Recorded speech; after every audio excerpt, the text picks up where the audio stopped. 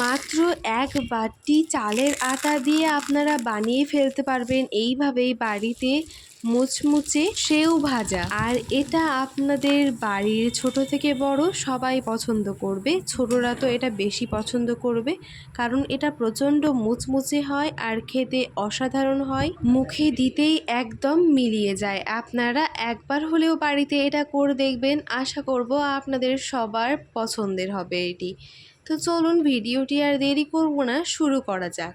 তো এখানে দেখতেই পাচ্ছেন একটি পাত্রে জল গরম করতে দিয়ে দিয়েছি, আর এখানে জল নিয়েছি 2 বাটি মতো, আর এখানে নিয়েছি লবণ, কালো জিরে, গরম মশলা আর চাট মশলা। তো দেখতেই পেলেন এখানে 1 চামচা মতো আদা রসুন বাটা দিয়ে দিলাম।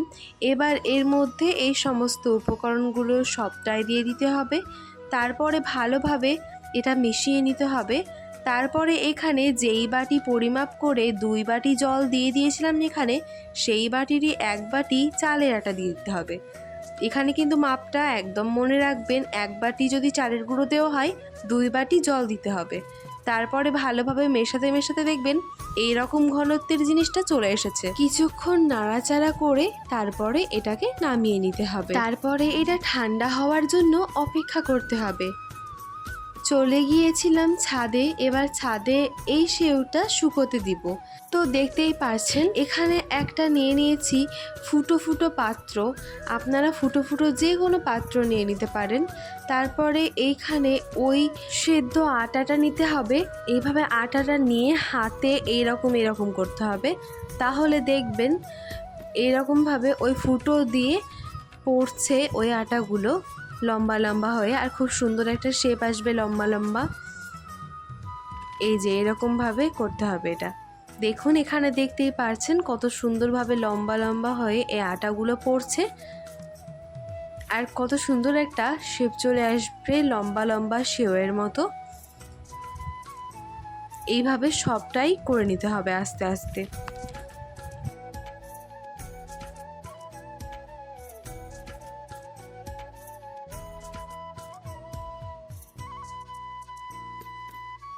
তো দেখতেই পাচ্ছেন এখন কত সুন্দর করে সবগুলো দিয়ে দেওয়া হয়ে গিয়েছে। এটা কিন্তু একটা সাদা পলিথিনের উপরে দেওয়া হয়েছিল, আপনারা যে কোনো কাপড়ের উপরেও দিতে পারেন বা পলিথিনের উপরেও দিতে পারেন, কোনো সমস্যা নেই।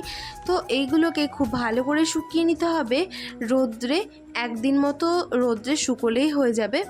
তো এখানে দেখতেই পাচ্ছেন একটু শুকিয়ে গিয়েছে। তো এবার এটা একটা কাঁটা চামচের সাহায্যে একটু ছড়িয়ে দিতে হবে, এতে আরও বেশি ভালো করে এটা শুকিয়ে যাবে। তো আমরা এবার ফিরে আসছি ভালো করে শুকিয়ে যাওয়ার পরে। তো এখন দেখতেই পাচ্ছেন কত সুন্দরভাবে এটা শুকিয়ে গিয়েছে। এবার এটা তুলে নিব, হালকা হাতে এইভাবে তুলে নিলেই দেখবেন আস্তে আস্তে সবগুলোই উঠে যাচ্ছে। উঠিয়ে নেওয়ার পরেও এটাকে কিছুক্ষণের জন্য রোদে আবারও ভালো করে শুকিয়ে নিয়েছিলাম। তো এখন দেখতেই পাচ্ছেন জিনিসটা কতটা সুন্দর হয়ে গিয়েছে আর কতটা মুচমুচে হয়ে গিয়েছে, দেখাচ্ছি আপনাদের। তো কত সুন্দর কড়কড়িয়ে শুকিয়ে গিয়েছে সেটা তো দেখতেই পাচ্ছেন। তো যাই হোক, এবার আপনাদেরকে এটা ভেজে দেখাবো। তো দেখতেই পাচ্ছেন এখানে গরম তেল, সাদা তেল গরম করতে দিয়ে দিয়েছিল। তারপরে তেলটা যখন গরম হয়ে গেছে তখন এক এক করে সেই সেওগুলোকে দিয়ে দিচ্ছিল এবং কত সুন্দরভাবে ভাজা হয়ে যাচ্ছিল সেটা তো দেখতেই পাচ্ছেন। মানে সঙ্গে সঙ্গে দেওয়া মাত্রই একদম ফুলে যাচ্ছিল। আমি আবারও দিয়ে দেখিয়ে দিচ্ছি, এই যে দেখছেন তো, মানে দেওয়া মাত্রই একদম ফুলে যাচ্ছে আর কত সুন্দরভাবে ভাজা হয়ে যাচ্ছে। এইভাবে সবগুলো ভেজে ভেজে তুলে নিব, আর কত সুন্দর ভাজা হচ্ছে তাই না? অবশ্যই তেলটাকে খুব ভালো করে গরম করবার পরে এগুলোকে দিবেন, তা না হলে কিন্তু ভালো করে ভাজা হবে না। তো দেখতেই পাচ্ছেন এখন সবগুলো ভেজে নিয়েছি আর কতটা সুন্দর হয়েছে, আর আপনাদেরকে ভেঙেও দেখিয়ে দিব যে এটা ঠিক কেমন হয়েছে।